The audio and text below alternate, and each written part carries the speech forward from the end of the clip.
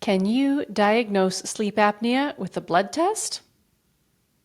Hi guys, Dr. Lily Johnston, vascular surgeon and metabolic health practitioner, here to talk quickly about complete blood counts, or CBCs, and one of the sort of secret things I look for in a patient's CBC. So the short answer is no, you cannot diagnose sleep apnea with a blood test. You do need to do a sleep study to get that diagnosis, but sometimes I see patients with an elevated hemoglobin and hematocrit. So those are the red blood cells, or the H and H, and that comes in every standard CBC or complete blood count test that you get annually, or if you go get regular labs done for other reasons.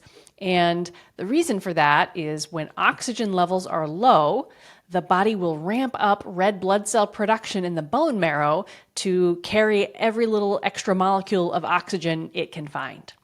So we see this sometimes in patients who live at higher altitudes, where the oxygen content of the atmosphere is lower. The body makes extra red blood cells, and athletes do this on purpose so that they have extra oxygen carrying capacity.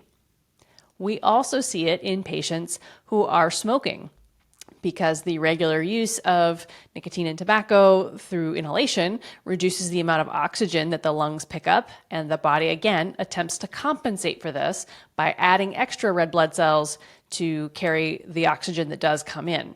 And lastly, patients who have undiagnosed and untreated sleep apnea.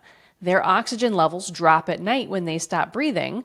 So again, the body will try to respond and bring extra oxygen to the brain, the heart muscle, all the other organs in the body that need it by ramping up bone marrow production and increasing the numbers of red blood cells. So occasionally I will see a patient who has an abnormally elevated level of red blood cells, H and H, and that prompts me to double check and ask about their sleep. I try to remember to ask every patient that I see about the quality of their sleep, but certainly if I see this elevated H and H on a complete blood count, that will trigger me to have that conversation and be double sure I understand if they need to be referred for a sleep study. So stay tuned. I am about to record a longer video on all of the lab tests that I recommend patients have and that I do in my practice. So stay tuned and we will explore that in the next video. In the meantime, please like, subscribe, and comment below if there are any other tests or things you want to know about. So thanks for watching, and stick around for the next video.